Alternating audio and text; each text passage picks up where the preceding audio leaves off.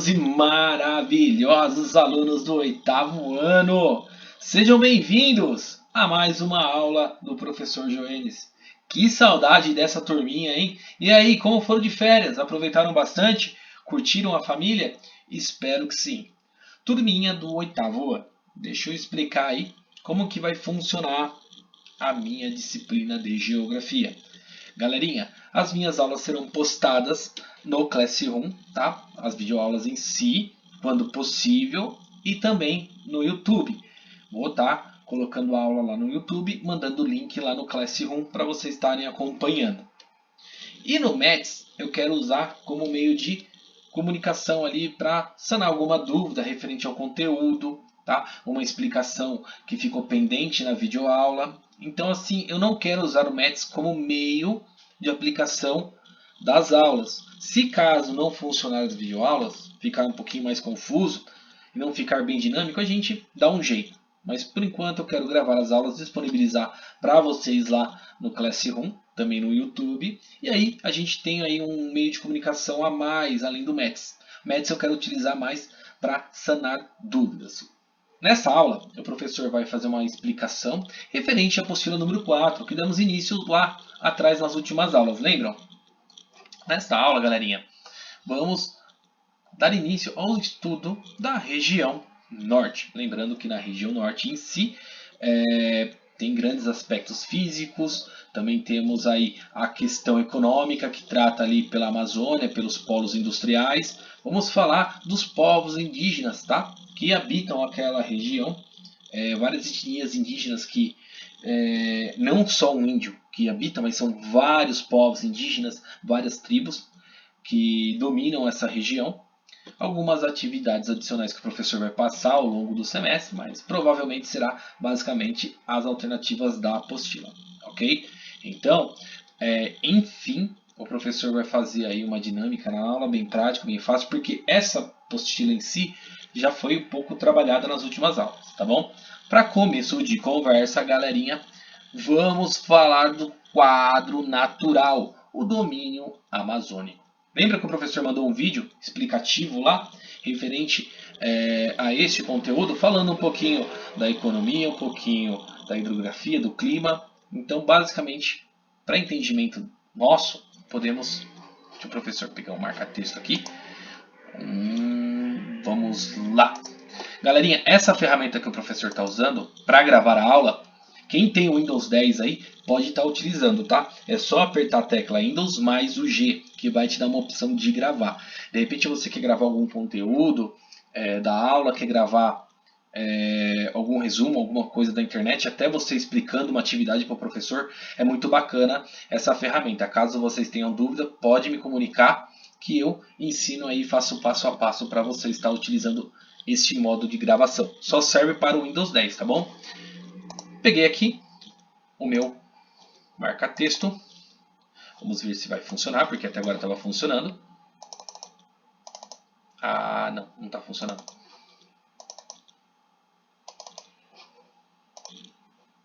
Vamos lá, ele vai ter que funcionar. Bem, não funcionou, por incrível que pareça. Galerinha, sabemos que lá na região norte temos um território aproximadamente 3.853.679,9 km², cerca de 45% de todo o território nacional. Podemos observar neste grande mapa aqui, tá? Que nos dá a dimensão política da região norte.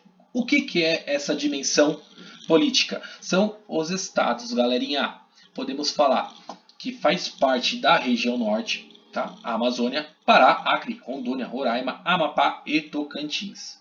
Segundo o IBGE, que é o Instituto Brasileiro de Geografia e Estatística, tem aí em si, dentro dessa região, uma população de aproximadamente 15.864.454 habitantes. Provavelmente, como vocês já estudaram no ano passado, aprenderam um pouquinho lá de taxa de fecundidade, mortalidade e natalidade, vocês sabem que esse indicador já não é mais o mesmo, ok? E que representa 8,3 32% de toda a população do Brasil. Então é uma região pouco habitável, não é tão populosa igual São Paulo, que é a menor, entre aspas, ali da região, tá? Só perde para a região sul. Depois vem aí o Sudeste em si, como 4 estados, mas uma grande massa da população está localizada na região Sudeste. Lá na região Norte temos só 8,32% de toda a população. Ok, galerinha? Aqui falamos um pouquinho também do relevo. O professor vai persistir no erro. Vamos lá. Vamos ver se agora vai. Vou escolher aqui o azulzinho. Não está funcionando. Funcionou até agora, galerinha. É que a aula está sendo gravada e não está funcionando. O relevo, podemos falar que o relevo da região norte, ele é um relevo, tá? Localizado ali próximo à faixa equatorial, dentro da zona climática intertropical. Quando eu falo em relevo, galerinha, eu quero que vocês lembrem lá da aula do quarto, quinto ano, onde vocês tiveram uma aula de geologia. Geologia é basicamente o estudo do planeta. Geo vem do grego, que significa terra, logia, estudo. Então, geologia é o estudo da Terra, onde vocês estudaram o núcleo, manto e a crosta terrestre. Então, o relevo em si é a finalidade ali da nossa crosta terrestre, onde que tem planície, planalto e relevo e depressão. Lembram dessa matéria? Provavelmente não, né? Mas caso tenham dúvida aí, o professor explica no particular ou faz uma aula específica, ok? Então, o domínio natural do Brasil ali dentro dessa região fica dentro da faixa equatorial, apresenta um relevo predominante de terras baixas, então podemos falar que a Amazônia em si é uma planície, tá? É uma planície amazônica, vocês podem observar na internet em si a vegetação através do Google Maps, ali você também consegue observar via satélite toda essa região que está aqui no mapa, galerinha. Se vocês observarem lá, vão ver que do Tocantins até o finalzinho do Acre e Amazonas ali, tem pouca cordilheiras, tem poucas montanhas, tá? Então do Tocantins, Palmas até Rio Branco no Acre, vocês vão ver uma grande porcentagem de planície. Tirando esse lado aqui, galerinha, entre Roraima e Amapá, onde tem bastante cordilheiras ali, que faz divisão com outros países, tá? Então, basicamente, um pouquinho do que vocês já estudaram referente aos domínios do Brasil, ok? Agora vamos partir para o clima. Vou lá de novo tentar. Ah, apareceu. Quem persiste, conquista. Então vamos lá. Opa. Vamos falar aqui deste contexto aqui. A Amazônia tem uma grande extensão de terra, e já sabe disso, né? Mas aqui, galerinha, temos que entender um pouquinho que essa temperatura depende dos paralelos de baixa latitude. Lembrando que altitude é óbvio que é do nível do mar até o topo de uma montanha, de uma cordilheira, entre aspas. Então assim a gente já tem o paralelo de latitude e longitude, ok? Por isso seu clima predominante é o equatorial, quente e úmido, chuvoso o ano todo. Então lá na região norte, frequentemente, por estar ali próximo ao paralelo, tem uma grande porcentagem de chuva o ano todo, tá? Então se chove frequentemente. Podemos afirmar que ali na região norte estão os grandes aquíferos. As grandes porcentagens de água subterrânea estão localizados, tá? Dentro deste mapa aqui. Ó. Aqui temos, hoje, se eu não me engano, tá, galerinha? É o maior reservatório em si de água subterrânea do planeta. Abrange a região norte e um pouco do centro-oeste também. Então, é rico porque se chove o ano todo, tá?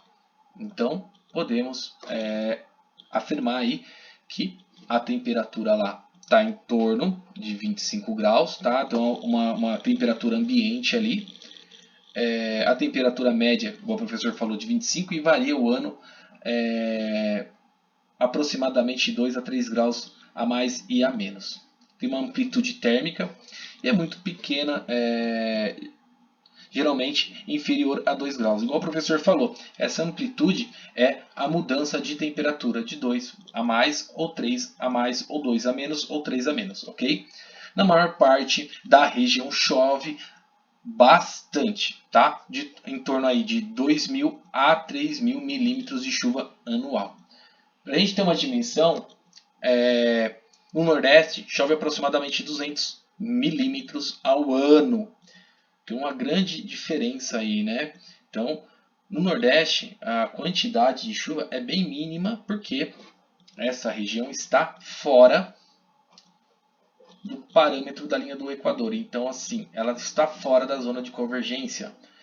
Então, recebe menos incidência de chuva. Como a região norte recebe muita umidade das cordilheiras ali, também se chove muito, porque aqui nessa costeira aqui, galerinha, existe uma cordilheira, grandes montanhas formada pelo relevo, pela movimentação das placas tectônicas em si, causou as cordilheiras e serve como barreira de umidade. Então fica se concentrado aqui na região norte, muita umidade e caindo em forma de precipitação, ok? Tivemos aí uma ideia, mais ou menos, da grande quantidade de chuva que acontece dentro da região, ok? Vamos falar um pouquinho, relembrar um pouquinho. Vamos voltar aqui para o relevo. Vamos falar um pouquinho do planalto, depressão e planície, que engloba, voltando aqui que o professor falou, os domínios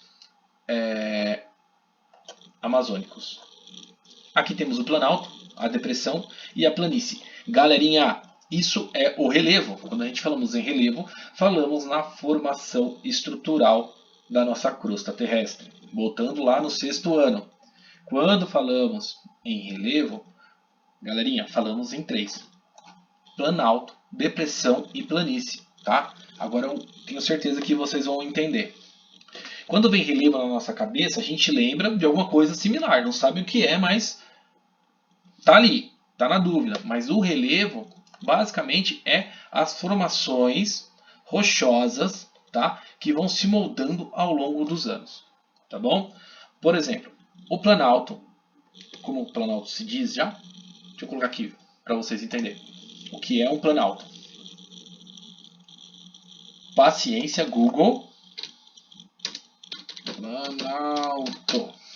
Simples. Google Imagem. Opa! Que legal. Aqui temos, galerinha. Por que eu fui clicar na imagem? Espera um pouquinho, eu sabia que ia dar erro. Vamos voltar aqui. Deixa eu pegar uma imagem mais convincente aqui. Aqui. Galerinha, aqui temos uma formação de planalto, tá? Professor, como isso acontece? Opa! Galerinha, vocês estudaram em geologia, tá? Não na minha disciplina, provavelmente foi lá no 4º, 5º ano, nas formações rochosas, tá? No 5º ano em si, vocês tiveram um pouquinho de aula de geologia, que é a formação do nosso planeta, tá? Onde envolve o núcleo, o manto e a crosta terrestre.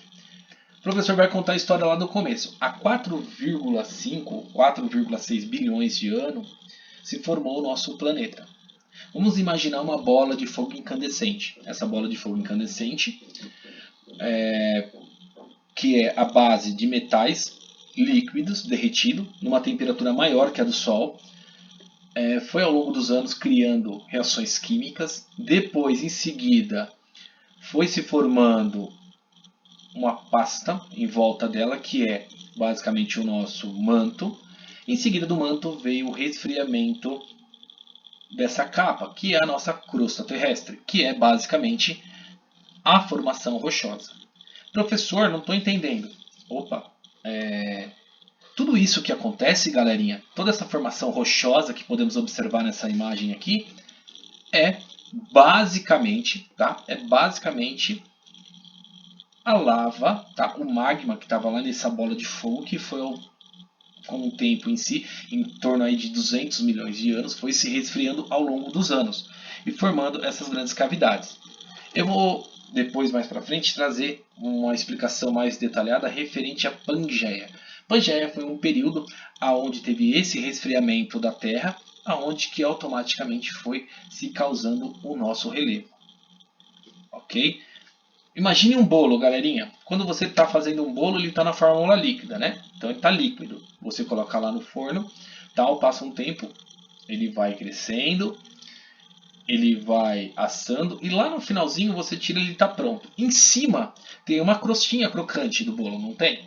Embaixo tem uma cavidade mais pastosa, uma cavidade um pouquinho mais molinha. E assim é a camada da Terra, até chegar nessa bola de fogo, tá? Então, ao longo dos anos, essa mudança geológica foi acontecendo, tá? O professor vai explicar de uma forma mais completa amanhã, tá? Eu vou detalhar isso para vocês de uma forma mais completa no METS. Hoje, basicamente, a nossa aula vai ser em cima deste conteúdo. E essa formação rochosa, ao longo dos anos, aconteceu. Voltando lá para a nossa atividade. Então, basicamente, ao longo dos anos, milhões e milhões de anos depois da formação da nossa Pangeia, que era um pedaço de terra único, ela foi se desmembrando, tá? Ela acabou se desmembrando, causando os planaltos, as depressões e as planícies, tá bom? Aqui, galerinha, temos a serra ali do Pico da Neblina, que fica na região norte, ali no Amazonas. É o ponto mais alto do Brasil, tá? O ponto onde que tem na sua amplitude, ali na sua maior parte, ela está localizada aproximadamente por aqui, ó, galerinha, onde o professor está passando o mouse. É onde que tem a colisão de placas tectônicas que foram moldando essas montanhas, tá? Amanhã o professor vai explicar de uma forma mais completa e vocês vão entender tudo que o professor está falando, tenho certeza. Então, quando falamos em relevo, falamos do planalto, da depressão e falamos da planície, tá? Planície faz parte, uma grande parte da região norte, tá? Que pega toda essa região que o professor está passando o mouse aqui, galerinha. Toda essa região, tá? É uma área plana, causada por erupções vulcânicas ao longo de milhões e milhões de anos, tá? E aqui em cima temos grandes cordilheiras, grandes planaltos, tá? E mais para cá temos as grandes depressões, que são quedas. Eu vou explicar mais ou menos para vocês como que se vai do planalto até a planície. Vocês já foram para a praia, provavelmente todo mundo já foi à praia. A gente está aqui em São Paulo, tal, vamos sentido ao litoral norte ou litoral sul. Quando a gente começa a pegar a Serra do Mar, percebemos ali que tem uma grande umidade, grande concentração de neblina. E ao longo do nosso trajeto a gente vai descendo, descendo. Opa, ali no começo da neblina é o planalto, é a parte superior, é a copa, tá? É aqui em cima, é a copa do planalto. E a gente vai descendo, vai fazendo a curvinha, vai descendo a montanha, vai descendo. Nessa curva começa a depressão, que é a queda, tá? É uma grande queda, é uma grande ribanceira, entre aspas, falando. E essa depressão vai terminar numa planície, tá? A gente falamos da área litorânea do Brasil, toda a área litorânea em si, tá? Temos aqui um pedacinho do litoral entre Belém e Amapá, que abrange o território da região norte, tá? São poucos, entre aspas, o contato com o mar ali. E essa região aqui em si, que tem um grande contato com o mar, é a área de planície. Como que a gente tem a dimensão de uma planície? Que é uma área vasta, uma área rasteira, onde dá uma certa dimensão, uma longitude plana. A gente consegue entender mais ou menos aí como que funciona. Podemos ver que a maioria dos rios e lagos, tá, no Amazonas são de planícies. Algumas depressões são basicamente relevos em si que estão declinando em direção à planície. E o planalto é a copa, galerinha. É isso aqui ó, que a gente está observando na imagem. São os picos, tá bom? Já deu para a gente entender. Agora vamos falar um pouquinho da vegetação. A vegetação da região Nordeste é predominante e também densa. Quando a gente fala densa, falamos de uma floresta fechada, galerinha. Falamos de uma floresta onde a grande porcentagem ali de mata em si é predominante. Temos muito mais vegetação do que a urbanização em si, tá? Apesar do desmatamento que está aflorado aí nesse período, mas a região mais, vamos dizer assim, mais arborizada, mais onde existe a fauna e a flora no nosso continente aqui, é a região norte. Bem dizer, eu acho que é mais predominante do que no planeta inteiro. Está aqui, na região amazônica, ok? Que abrange vários estados aqui em verde. Um pedacinho também aqui do Mato Grosso e vários países que fazem fronteira com o Brasil, tá? Então, quando falamos da vegetação em si, não falamos só simplesmente da região norte, falamos da região que abrange todo esse verde no mapa, ok? A região nordeste, existe um grande predomínio da floresta densa, tá? Que formam um variável conjunto de cobertura vegetal. Se a gente olhar pelo Google Maps ou pelo estaçãoespacial.com, lá um site que você consegue observar o espaço através de pequenos links, grandes filmagens que eles fazem de todo o planeta, você consegue filtrar só a região norte. Você vai ver que basicamente é só verde. E quando não tem a visibilidade, vemos os rios flutuantes, que são a grande umidade da floresta, que sobe ali e se tornam grandes rios flutuantes, grandes nuvens que se agregam aqui por causa da grande umidade que acontece. Ok? O professor já deu essa aula também, já explicou um pouquinho. Aqui, igual o professor falou, a questão hidrográfica também da região, que em si as bacias amazônicas possuem uma grande potência de geração de energia, tá? Aproveitados aí pelas usinas, que são causadoras de toda a energia gerada na região norte, centro-oeste e sudeste também. Falamos um pouquinho também das usinas ali que está a famosa Santo Antônio, Giraú, tá? No Rio Madeira. Temos uma foto aqui de uma hidroelétrica que fornece grande consumo de energia. Porque dentro dessas usinas, galerinha, existem turbinas, tá? Por onde a água passa e acaba gerando uma reação que o professor de física pode estar explicando. E ali em si gera-se a captação de energia que é distribuída para o Brasil inteiro. Certo, galerinha? Falamos um pouquinho também da população. A população norte, igual o professor falou, a região norte em si é pouco povoada, tá? Existe uma população menor do que as demais. Galerinha, para finalizar essa primeira aula, vamos falar um pouco da população.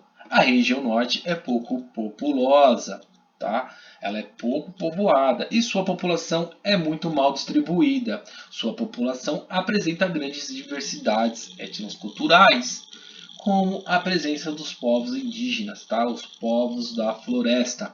Galerinha, quando a gente falamos em indígena, a gente pensa num índio, tá? Mas não, é bem fragmentado. Temos aproximadamente em torno de 900 mil índios no Brasil, numa população bem dividida e bem fragmentada em várias tribos. Temos os quilombolas, temos os caboclos, temos o guarani, temos aproximadamente aí em torno de 250 tribos indígenas espalhadas pelo Brasil inteiro.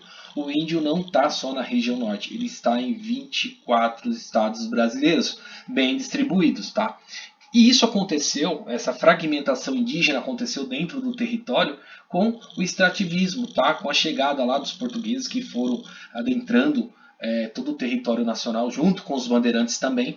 Eles foram aí modificando em si esses índios, tá? Eles foram expulsando grandes tribos indígenas naquele período, ali em 1500 para frente, tá? O professor de história pode relatar melhor para vocês. E essa migração dessas tribos começou a modificar o povoamento, e junto com a mudança, vem a mudança cultural, social, dessas tribos indígenas que ao longo do seu tempo foi se modificando. Então essa dimensão demográfica, segundo o IBGE, tá, essa densidade aí da região norte, existe 4,12 habitantes por quilômetros quadrados. Quando a gente fala esse 4,12 habitantes por quilômetros quadrados, envolve não só as etnias indígenas, tá? Envolve todo tipo de população, os migrantes, os imigrantes. Então tem aí essa mesclação da população em si, mas grande parte ali é nativa. Ok, galerinha? No final do século XXI e início do século XX, iniciou um processo, tá, de povoamento da região norte, com resultado da migração do nordestino, tá, em busca ali de grandes riquezas, grandes oportunidades de trabalho, com a extração, o extrativismo em si de recursos naturais, minerais, o latex, que é a borracha, tá, foi muito utilizado aí neste período, que impulsionou o ciclo da borracha. Tá? O professor de história já deve ter trabalhado isso com vocês. E o extrativismo mineral é uma das principais fontes de renda da região norte até hoje. Ok, galerinha? Podemos observar um demonstrativo aqui, tá? da extração da borracha. Hoje, claro, no século XXI, temos vários recursos de extração de borracha, até do petróleo em si, tá? Mas ainda é muito explorado. Ok? Então, referente à economia, o professor vai trazer um outro ponto, mas referente à população da região norte, podemos afirmar que é uma região pouco populosa e pouco povoada. É diferente, tá, galerinha? Quando a gente falamos pouco populosa, não é significado que é pouco povoada. De repente, São Paulo é um bom exemplo, que a capital ela é bem populosa e povoada, mas temos regiões que é pouco povoada, tá? E é populosa, como o centro de uma cidade, que ao entorno dessa cidade tem poucas pessoas morando, estão concentradas no centro de uma cidade, por exemplo, São Paulo, tá? Então, vamos para o interior, por exemplo, tem cidades aí que tem menos de aproximadamente aí 3,0 habitantes por quilômetros quadrados, tá? Então é bem contraditório, tá? Então a aula de hoje foi essa, espero que tenham gostado da aula. O professor tentou fragmentar o que a gente já trabalhou em aula. A partir de agora eu vou gravar bastante aula para ficar disponível aqui também lá no YouTube, para facilitar o entendimento e a participação de vocês. E uma vez na semana ou entre as aulas em si, o professor vai entrar lá assim, no Mets, para a gente debater e fazer a explicação do conteúdo em si. Essa semana não terá atividade, tá? Porque é mais uma adaptação do que estamos trabalhando. Provavelmente amanhã, galerinha, estaremos no Mets, sexta-feira, com uma nova explicação, um novo debate, ver vocês falando, vocês argumentando referente à aula do professor. Espero que tenham gostado, tá? Dúvidas? Podem me chamar aqui no Classroom, lá no YouTube, deixar um comentário na descrição do vídeo. Peço que curtam ou descurtam o vídeo, porque ali eu tenho a noção se vocês realmente estão assistindo a aula, porque ali eu consigo ter um controle, porque a aula é direcionada para a sala, tá? Fica disponível no YouTube, mas geralmente é direcionada para a sala, e ali eu consigo ter um controle de quem está assistindo ou quem não está assistindo, tá bom? Espero que tenham gostado da aula, agradeço a presença de todos. E amanhã estarei disponível aí novamente com a nossa aula de sexta-feira, galerinha. Um abraço, fiquem com Deus e até a próxima.